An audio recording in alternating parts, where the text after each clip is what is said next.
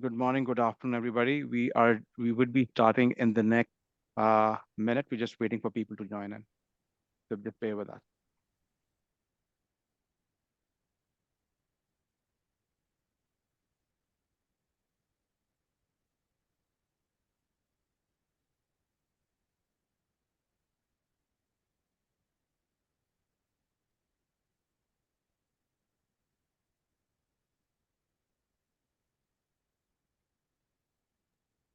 We have about 28 people who have joined in, so we'll give it another 30 seconds and then we can start.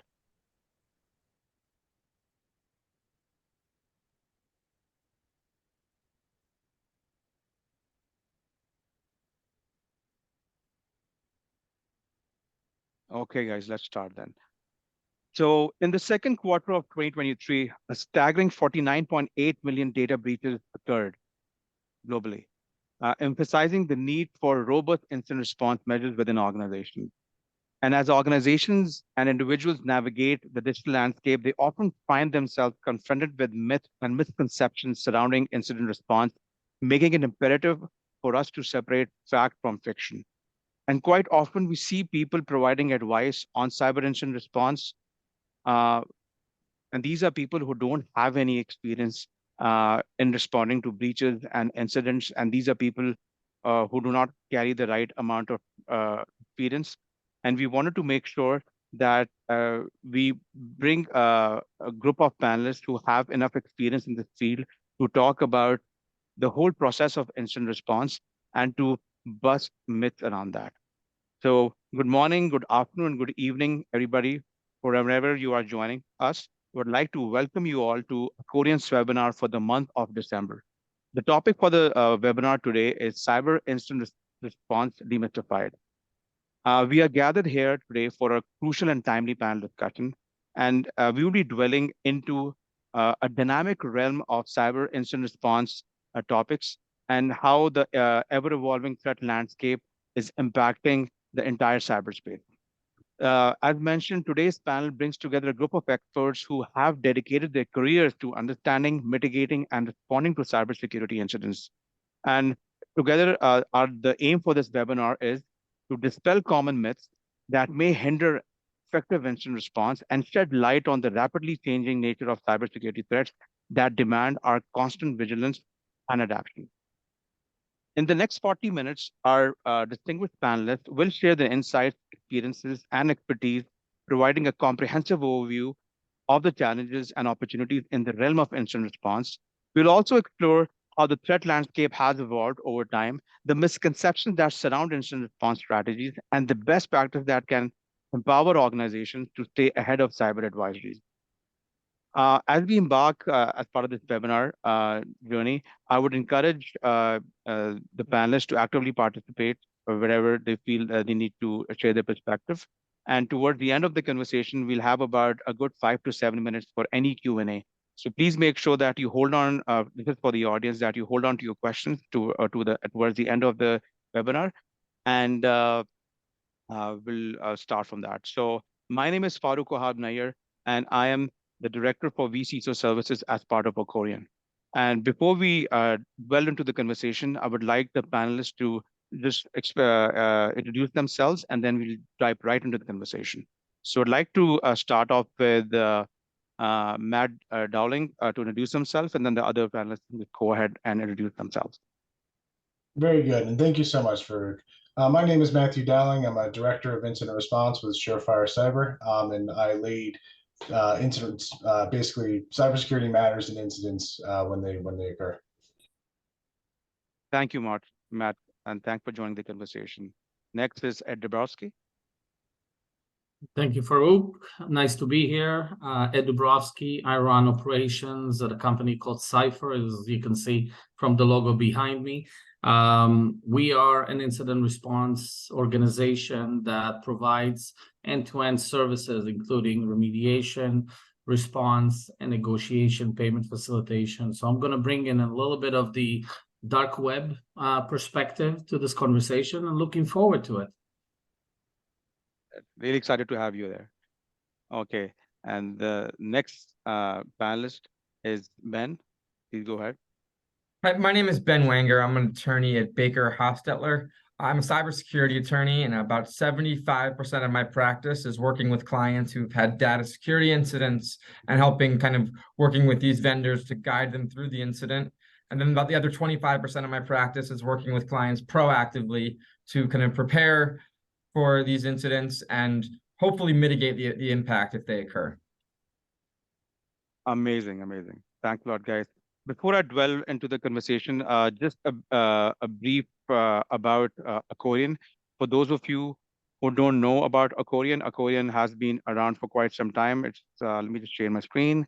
So Accorian is actually a cybersecurity advisory firm that serves a global clientele, and we help organizations improve their cybersecurity posture through various services around compliance readiness, audit, testing services, in meeting various cybersecurity regulatory requirements and requirements for various standards. And so this is what we do. We have been around for about more than 5 years, and we have been providing services to clients primarily in North America. So that was a bit about Korean, and let me just now delve into the conversation. And I need to stop sharing my screen now. Okay. Okay. So so without further ado, let's commence the panel discussion about busting myths about cybersecurity incident response. So the first topic that I want to talk about today, and would want the experts to weigh in their views on that, is actually about the starting point in an incident response program or plan. So, and the question to the panel over here is that what are the key aspects and elements required while crafting and implementing a robust cybersecurity incident response plan? I think I'd like to put the question to Matt to talk about the strategic aspect, and then Ed, you can talk about the tactical and technical aspect. So Matt, over to you. Awesome. Thank you very much, Farouk.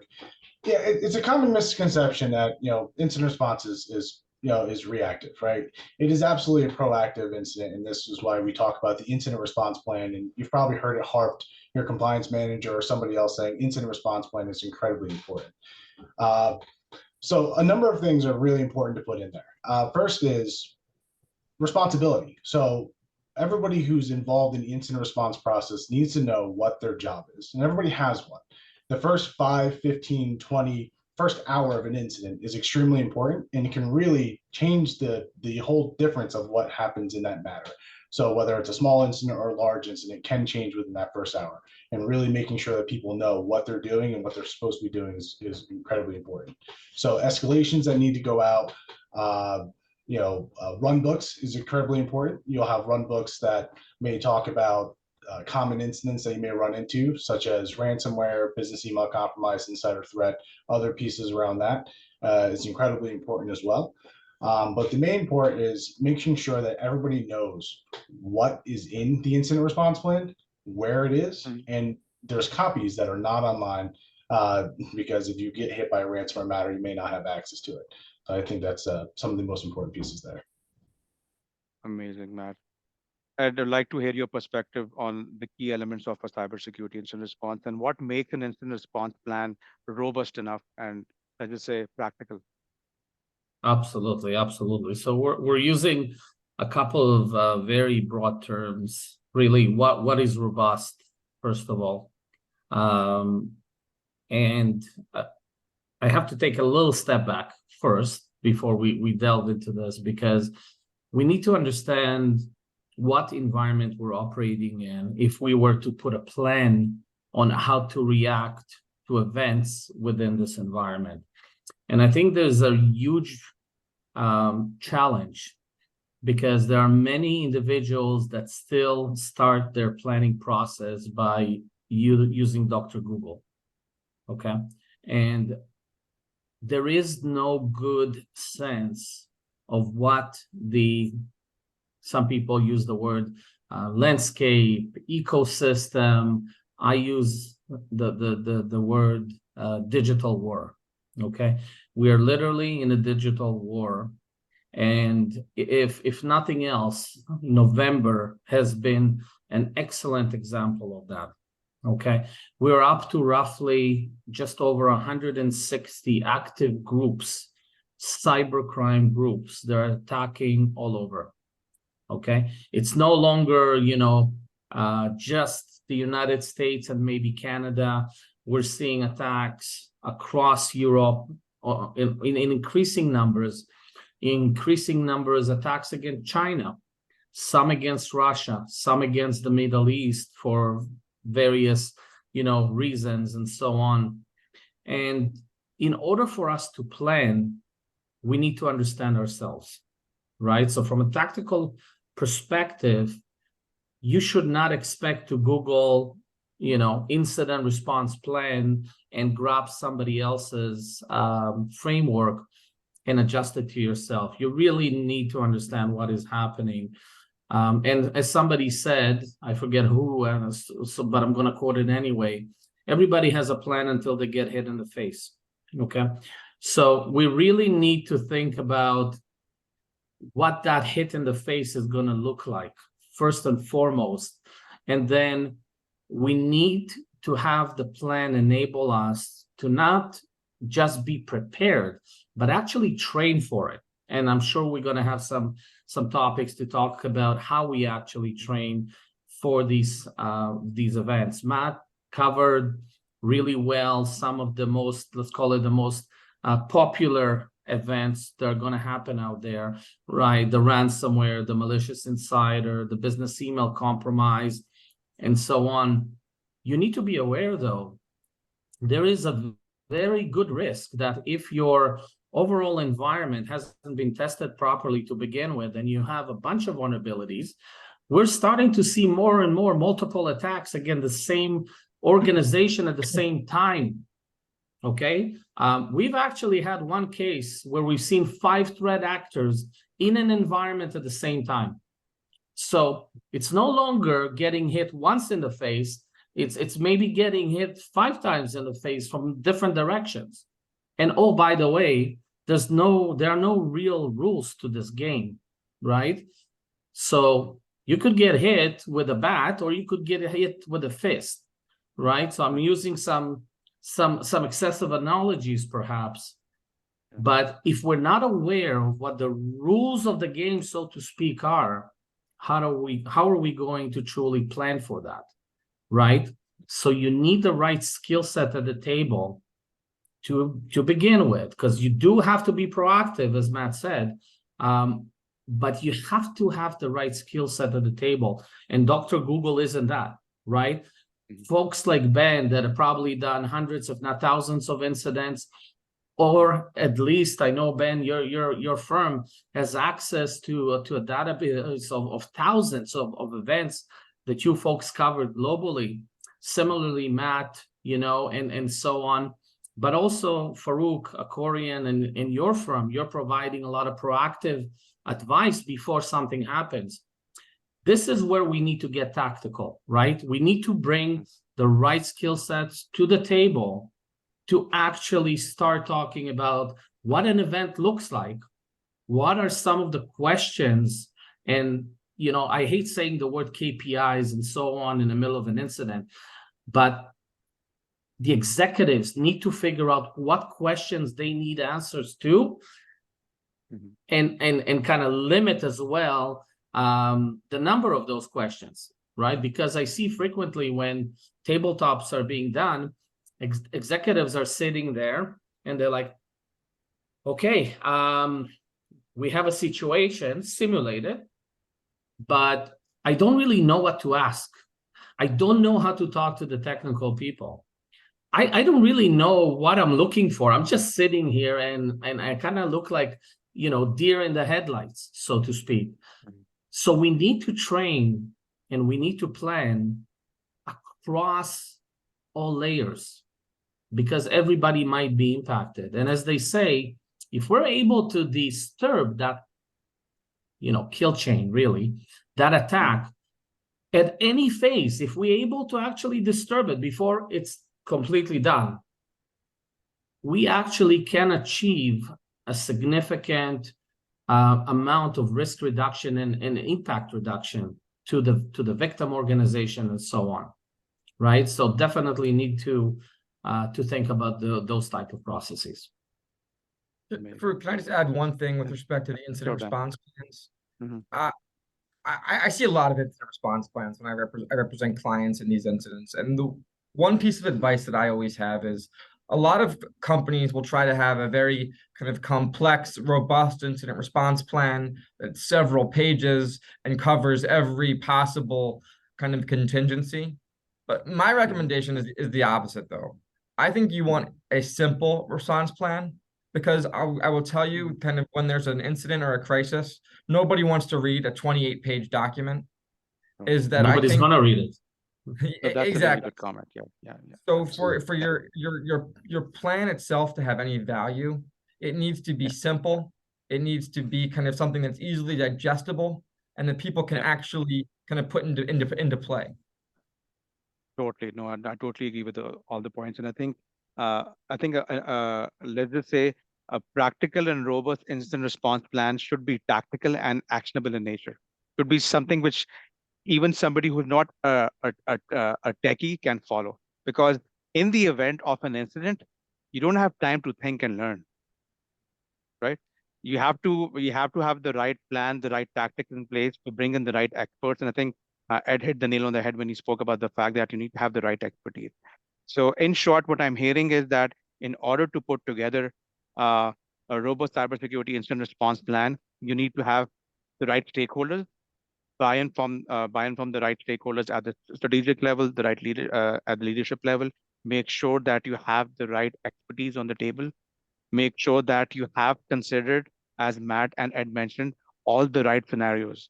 And let's just say we never have enough scenarios in place, right? You can think of a ransomware attack. You can think about various attack vectors over here, but there could be a new attack vector which could come in, or perhaps the new tactic, technique, and procedure being adopted by a threat actor, which has been never adopted before. I'm sure Ed and Matt and Ben live to that every day.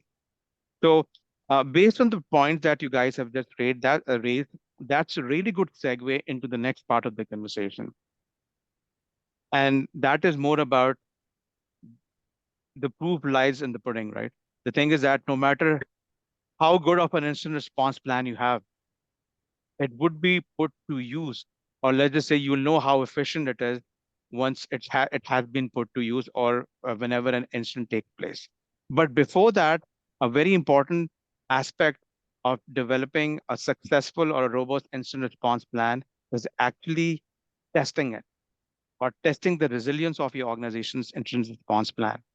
And though the term tabletop exercises is a quite a prevalent term, there are various types of tabletop exercises, and it comes in various shapes and sizes. So I'd like to bring in Matt back into the conversation, and we'll let Matt share perspectives on how should organizations actually go about testing the incident response plan, and just give us some examples on that.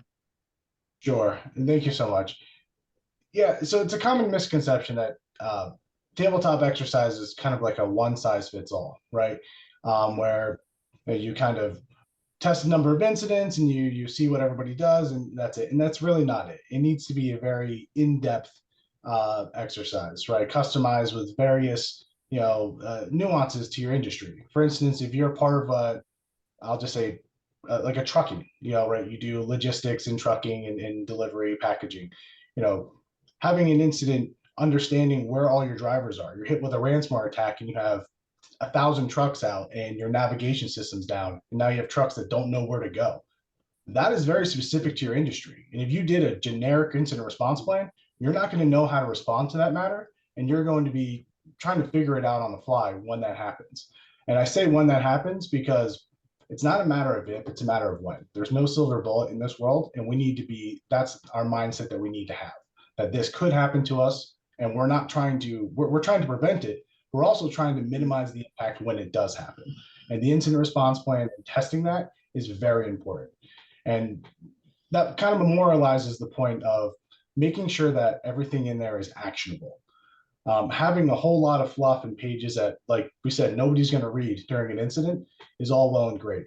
But once you get the experts in there, we're no longer following the plan. We're following the advice of the experts that are telling you, okay, we need to be doing this, we need to be doing that, mobilize your team this way, that way. It's a very fluid type piece there, and just trying to understand that piece, part of it. So having a very, very kind of well put together, customized incident response plan, and testing it at least annually. And you're doing a post-mortem afterwards. You're taking a look at what you did well, what you didn't do so well, and then modifying your incident response plan to kind of fill in the gaps there. We've seen great success with that. We have retainer clients that we do this for, and we've had a couple of them have incidents, and we see a markedly improvement from the clients that we do these incident response plans with, and these tabletop exercises with. And when an incident occurs, we're on cue, everything's great, all the right steps were taken before we were engaged, and it becomes a very smooth incident. The ones that don't do this, it's kind of people running around like chickens with their heads chopped off, just not sure what to do, don't know who to call. Management doesn't understand, so they're the expectation is not necessarily set there. I need systems back yesterday, and it just becomes a giant mess. So that preparation is key in this space for sure. Amazing. I'd like to bring Ed into the conversation here and talk about another misconception which exists out there. There's a general misconception out there that you should engage an IR company after an incident takes place. Now, Ed, we want to share your experience and your perspective on the benefits of engaging an IR firm proactively, and what are the benefits of that, and how does that benefit organizations while they are testing the resilience of their incident response plan? Yeah, I mean, I think it's really important to understand that we need to think about incidents in a proactive manner. We have to move away from a pure reactive model, right? And my recommendation is always know who you're going to engage before the situation escalates. Really, just a couple of maybe little stories, because I really hate when organizations are coming in saying, well, I have a buddy, he works in a bank, here's how they're doing it. Yes, that's okay, but you're running a hospital. How is that, truly relevant? I'll give you an example. There were a few incidents in the past, literally a couple of months, where a city was attacked and 911 services were impacted, right? So you can no longer pick up the phone and call 911 in that particular city. It wouldn't work properly, or it would go to somebody who would have to use a pen and a paper to take your call, right? As you can imagine, there's significant risk associated with that type of a process. All of a sudden, from maybe police arriving at the scene within a couple of minutes, now we're talking about potentially hours of delay. That translates to risk to human life. Okay, so that is one aspect, and the way that city would perhaps proactively plan for such events is one approach. A few weeks back, we had a hospital impacted. Okay, the threat actors decided this time, most of the time they don't, but this time they decided to attack medical systems. They shut down intensive care units. Okay, and I want you to digest this, right? Because I did have a question from the audience about, well, is it really, we're talking about a cyber war here and so on. Folks, we have to remember that, yes, companies are being attacked primarily, okay? But it's starting to translate to risk to human life. In some cases, not all. Water treatment plants, hospitals, 911 services, electricity in the middle of the winter, heating and so on. You can start seeing that, if I take us back to 2017, when an attack would mean one system down, maybe encrypted, no data was stolen, right? And everybody's freaking out because one system was attacked. Oh my God. Fast forward to 2023, we're talking about hundreds, thousands of companies in a span of a month being attacked with no regard to human life. Okay? So we are in a war. We are literally in a war, and we're not really, as one of the, I think David from the audience mentioned, we're not really equipped to fire back, right? So what is left? What is left is proper defense, but you have to understand what the implications are, right? And I think Ben can probably add some context to that as well, because he sees the after effects as well of poor planning. Oh, yeah. Yeah, definitely. No, I thanks, mean, Aaran. Yeah. Go ahead. I- Yeah, go ahead. I was going to add, kind of getting back to the tabletops. I mean, the tabletops are really essential. I mean, and we do them. I do them myself probably once or twice, 3 times a month. They're essential to developing that muscle memory for what do we do in the event of an incident? Kind of how do we go about that process? It's also important for everyone to figure out what everybody else's role is, because I will tell you is that when people don't know who's doing what, who's in charge, kind of how the process is going to work, then there's chaos. And I think when you have, I see this with clients where we've done tabletop exercises, when an incident actually occurs, everybody knows what their job is, and they know what the job is of the person next to them. And I think there's comfort in that. But more than anything, it's also just thinking about what your blind spots are. I will tell you, most kind of businesses in the span of a normal day aren't thinking about all of their vulnerabilities and kind of where their blind spots are. So kind of that's another benefit of these exercises, is kind of figuring out where you're vulnerable. And then once you know that, there's so much you can do. You can start planning to protect that vulnerability. You can start tailoring your response plan to kind of look at a specific area where you might really need it. But I think that's why these tabletops, even if you don't have a plan yet, they're great to start figuring out how to make that plan. That's a really good point. And Ben, you hit the nail on the head when you said that that organizations should be tailoring and tweaking their incident response plan based on the lessons learned from the incident response plans. One of the things that we have seen in organizations is that they would be following the same incident response plan which a boutique firm, cybersecurity firm, developed back in the day, which was a ripoff from the internet. So I think Matt and Ed have already mentioned that it's really important to test these plans to ensure that you factor in all of the things that impact your organization in various shapes and forms. Matt, I would say Matt also said something that I think was dead on, is that when you're kind of thinking about this planning, the real kind of value of an incident response plan is from the moment you discover an incident until the time that the experts are engaged. You really don't need to worry that much about after that, because then they will kind of take over and start implementing the best practices. It's really that first period where the focus should lie. Totally. And that's a really good segue into the next topic.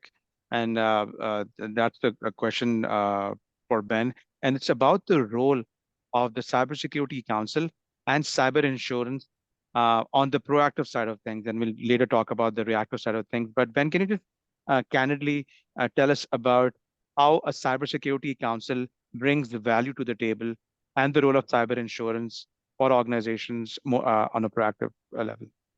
Yeah, absolutely. So I will say that from a kind of an incident response perspective, kind of the Cybersecurity Council, we kind of act like the quarterback of the team. Is that when an incident occurs, kind of we will be the first one to come in. We will then bring in the forensics. We'll bring in the ransom negotiation firm. We'll bring in the restoration firm, and we'll bring everybody in. And what we will do is we will perform a privileged investigation. So there should be kind of some comfort knowing that what we're doing, this investigation we're doing, is covered by the attorney-client privilege. So the company should feel free to be open, and that's our first role. But I will tell you is that our role is not just to create privilege. When an incident like a cybersecurity incident like ransomware happens, it really impacts every level of a company. All of a sudden, they're not able to meet their deadlines to ship out the widgets that they make. They're not able to pay their employees, so now they have employees who are upset. Kind of they have employees and customers' personal information, and those they don't want to kind of alienate those employees and customers or get sued by them. So, I mean, those are just examples that when these incidents occur, they really have several layers of impact on the company. And what we do as Cybersecurity Council is my job is to come in and kind of make sure that we're addressing all of those work streams, be it the incident response, and the investigation. We're also making sure that there's not kind of bad PR going on, and that the company is not going to kind of get sued for breaching a contract. It's going to be it's not going to have a regulatory inquiry due to its failure to notify regulators. So what we're doing is making sure that first of all, we're identifying all of the legal kind of landmines that could occur, be it kind of state regulators, be it HIPAA, be it kind of contracts that our clients have with third parties. We want to figure out how all of those issues are going to be impacted, and then kind of advise our clients on strategies to minimize that impact. Then down the road, once the investigation is completed, we'll do an assessment of, well, what data was involved here, and whether and does that data contain information that would trigger a notice obligation? To the extent it does, we will kind of help our clients comply with those obligations. We'll prepare the notice letters. We'll deal with regulators to kind of explain to them what happened, making sure that our client is doing everything that they need from a regulatory perspective. So I think really what our job is to make sure that the incident itself doesn't have reverberating impact, where all of a sudden our client is getting sued for a host of reasons after the fact. And I think kind of based on our experience in kind of handling, I mean, I've probably handled upwards of 1,000 incidents, is that we kind of know the best practices. We know kind of where our clients will get in trouble. I mean, as I tell clients all the time, kind of in 2023, the fact that any company has a cybersecurity incident is not going to do that in and of itself, won't do tremendous damage to their brand or their business, because the fact is that everyone's had one. It's really about the response. Is how I think companies are judged. Is the fact that you had one, everybody shrugs. But did you handle it well? Did you look like you knew what you were doing? Did you notify the people you had to notify? That is kind of, I think, how companies are judged when they have these incidents. Yeah, totally. I think it's a very famous saying out there. It says that don't judge an organization based on an incident. Judge them based on how they respond to an incident. Because it's not a matter of if, it's a matter of when. So any organization at some point in time has been breached or has had an incident. Now, let me talk about, I would want Ed and Matt to weigh in this, and probably Ben, you can also talk about this, is the importance of cyber insurance. Why do organizations need cyber insurance, and what benefit do they bring to the table apart from paying ransoms where needed or paying for the damages resulting from that? So can you just talk about that briefly? Yeah, I can probably start on that one. I mean, the simple answer is these incidents are too common. Is that in 2023, just like, why do you have any kind of insurance? I mean, these are not remote incidents. These are incidents that are going to happen. I know I've read a statistic that said, I think in the last 3 to 4 years, like nearly 70% of companies in the United States have had some level of a cybersecurity incident. So the same reason that you'd get insurance for anything. I mean, this is a real threat. I mean, as Ed has made kind of very clear, that these are real threats in 2023 that are just part of doing business.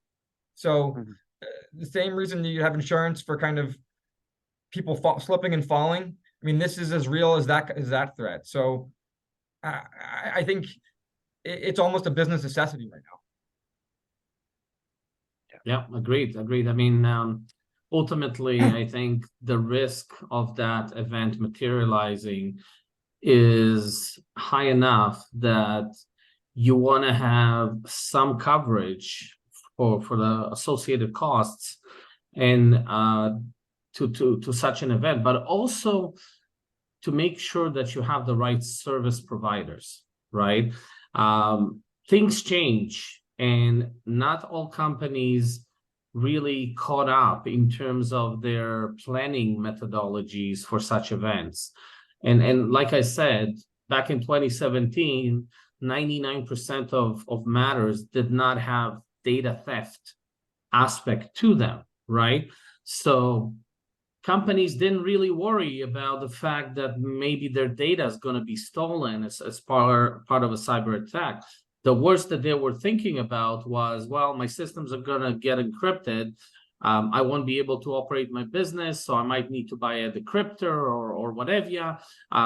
Restore from backups going to take some time. It's going to be some business interruption and so on. So there's, a limited impact. Fast forward to 2023, exfiltration in over 90% of cases is the de facto mode of operation for these cyber criminals. But there are changes that are happening throughout the years. We're starting to see more and more focus on the individual. So now the CEO of the victim organization becomes a target. The wife starts getting a phone call from threat actors. We call them Michael, because they typically, introduce themselves as a Michael with a very heavy Russian accent, and they go, "I have pictures of your husband," right? So we need to consider that there are implications and potential impacts that we didn't consider back in 2017, but the insurance carriers are right in front of such events, and they keep on bundling additional services and capabilities with their offerings. So I think personally that they are extremely, extremely valuable, right? They know how to engage Ben when an incident happens and they bring it to the table, but they're not going to bring somebody who doesn't have any experience in handling an incident like this, right? So that is what you're looking for, even if you're prepared, is the aspect or prospect of engaging with qualified firms, potentially on the panels of these carriers, to conduct and provide those services on your behalf in that time of need, right? So definitely very, very important. Amazing. Okay, that's a really good segue into the next part of the conversation. We'll be changing gears over here, and we'll talk more about the reactive side of things. So we heard about the role of the Cybersecurity Council, cyber insurance companies, testing the resilience of your plan. Now putting the plan to use, and what do organizations need to do when they suspect an incident or they have experienced an incident?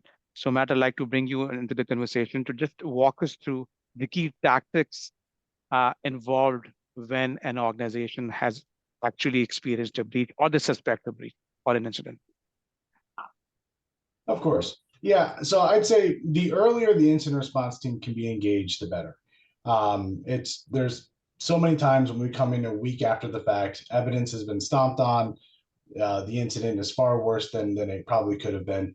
So once you suspect an issue and you have pretty good credibility, we're not talking about a toolbar, extension on your browser. We're talking real malware that's using real events or something along those lines. I suspect that there's much larger thing going on.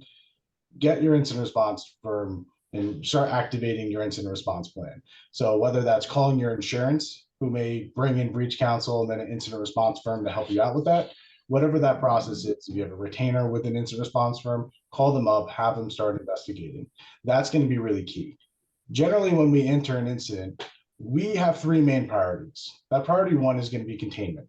That is massive, right? If there is an active threat, we need to crush it. We need to suppress it. We need to make sure that it is contained. Second piece is restoration. So now that we've contained a threat, And these things often happen in tandem, right? It's not we're doing restoration in the background and maybe in an isolated environment while we're containing the main environment. So these things do happen in parallel. However, we need to make sure that the containment piece is done before we start introducing clean machines back into production.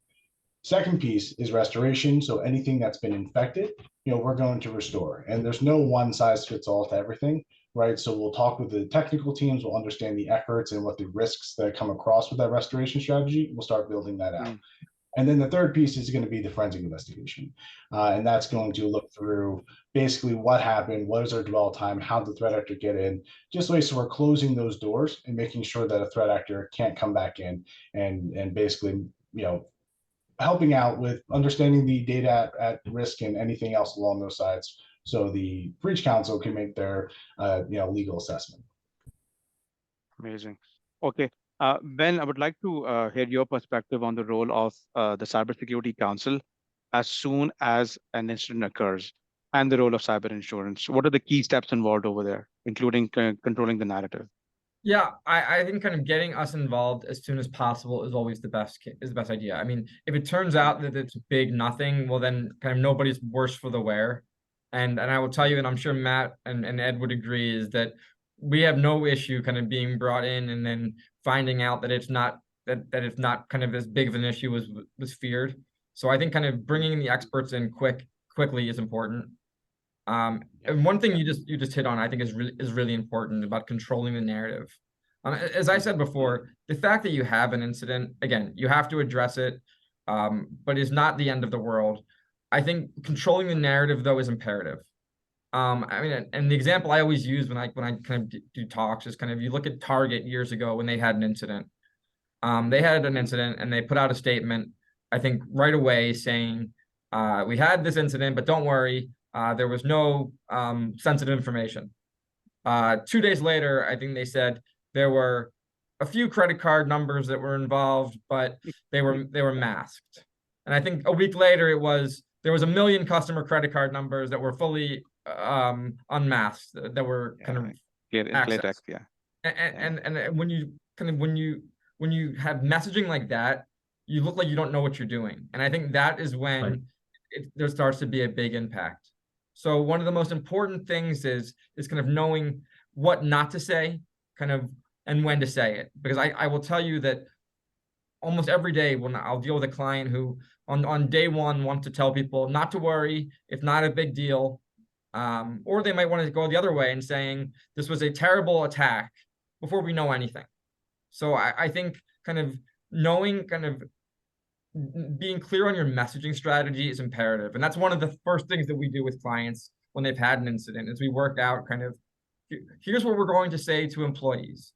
Here's what we're going to say to the media. Here's what we're not going to say. We're going, and frankly, generally our strategy is until we are 100% sure of facts, we're not going to say them.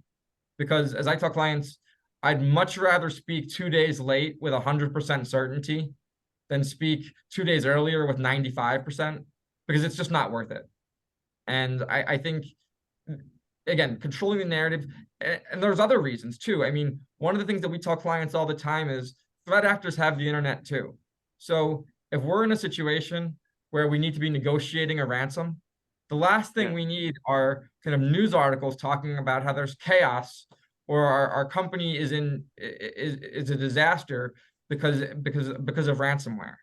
So I mean, there's so many reasons why that narrative is important at the beginning of an incident. So I mean, that's something that it's very important for companies to focus on.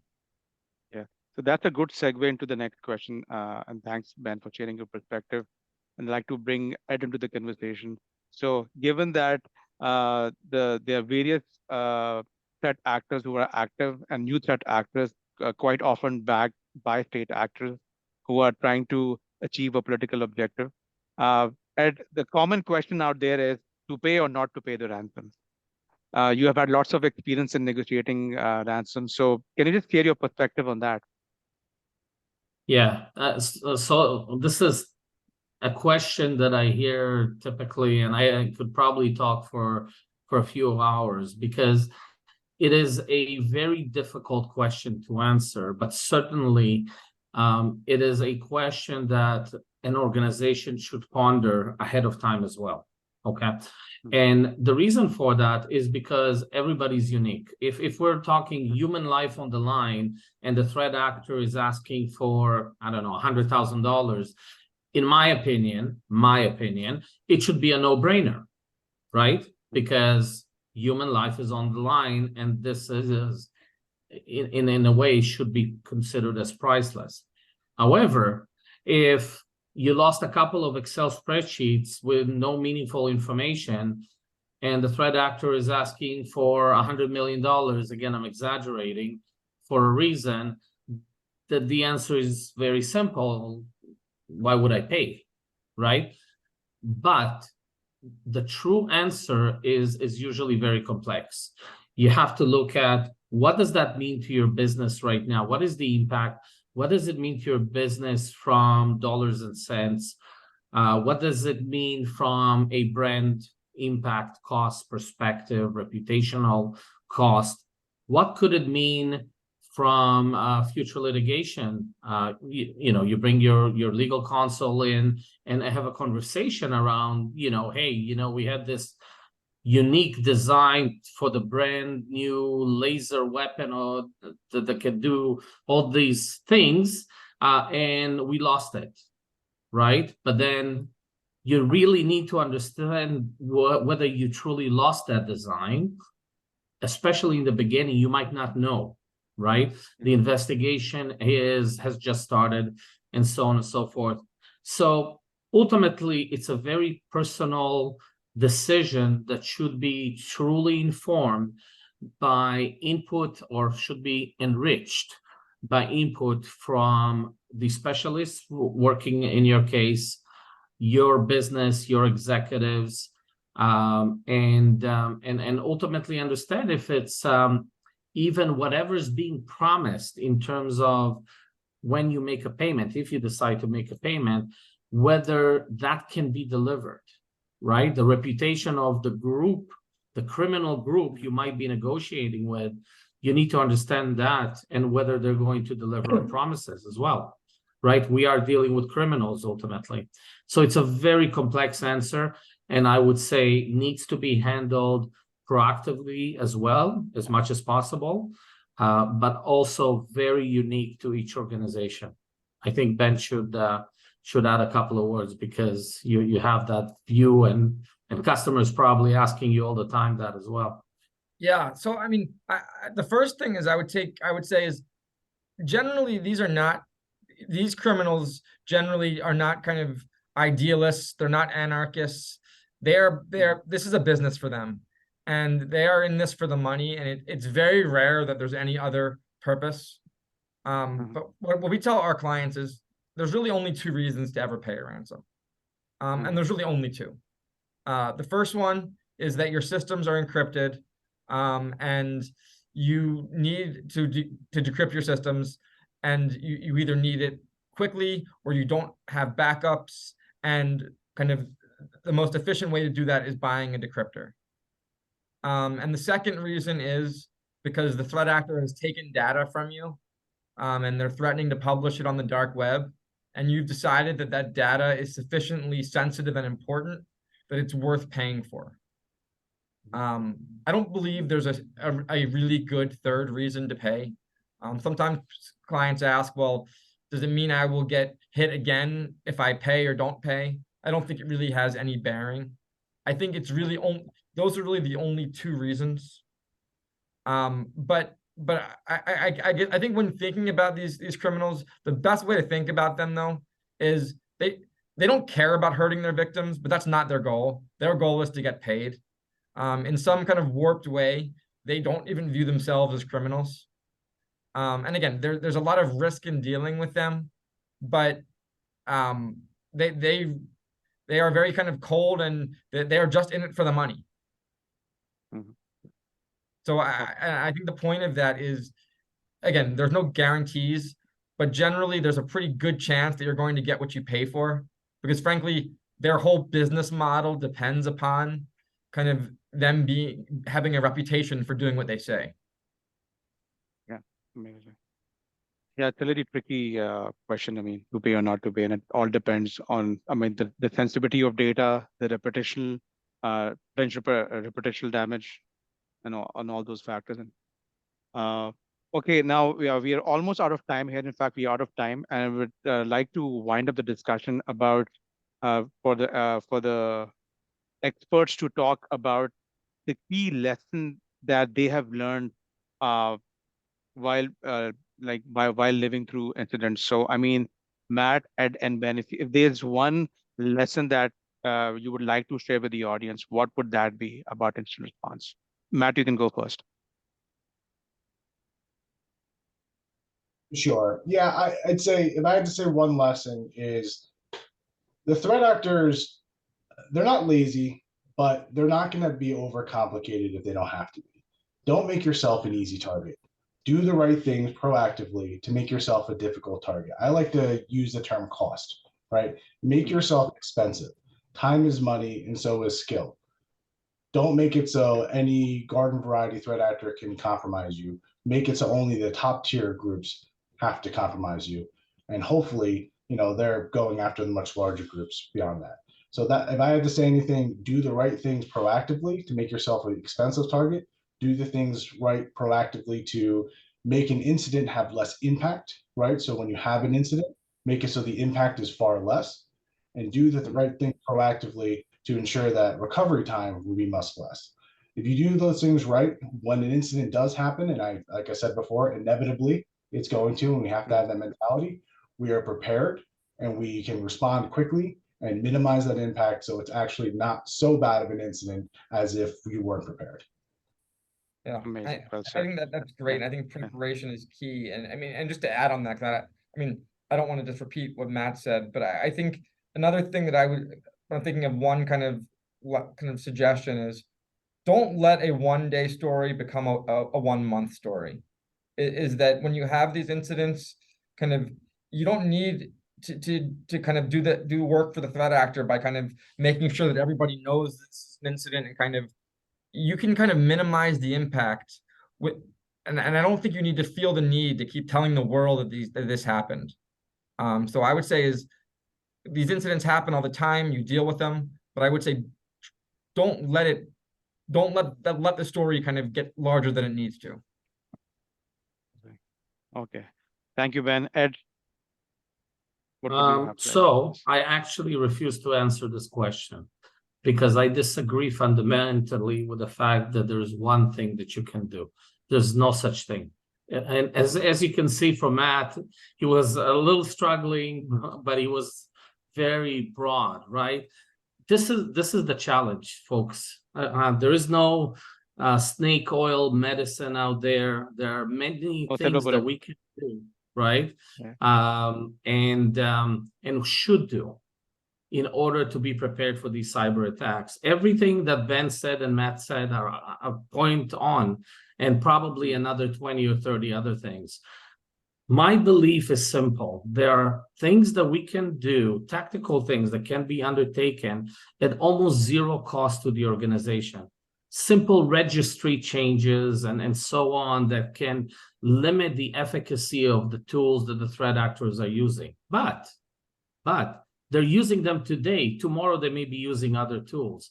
So this is a journey, ladies and gentlemen. It's real simple. It's not a journey that's going to end tomorrow, right? And we need to continuously listen to, panelists such as those that are speaking today, and really continuously learn and improve our knowledge. And ultimately implement the lower hanging fruits so that we are harder not to crack, as Matt said. But ultimately, there are lots of things to consider, and it's a journey. It's not a one thing, unfortunately. Spot on, Ed. And I think to your point, Ed, there's no silver bullet. There's no snake oil. There's no magic potion which can solve all this. And given that the threat landscape is evolving and we're seeing new threats, new threat actors, new tactics, techniques, and procedures every day, I think as IR responders, you guys are learning something new every day. So I wish there was a silver bullet. Guys, with that, I would like to thank everybody for sharing your insights today.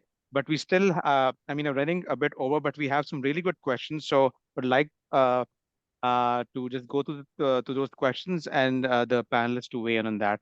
So I'll go with the short questions first to that, and then we'll go to the long question. So Jacqueline has a question that will this webinar be shared later? Great insight. Yes, Jacqueline, this webinar is being recorded and will be uploaded on our YouTube channel in the next 48 hours. And then the question by Saf Khan is that Ben, and it's a question for Ben. Ben, is your service covered by cyber insurance?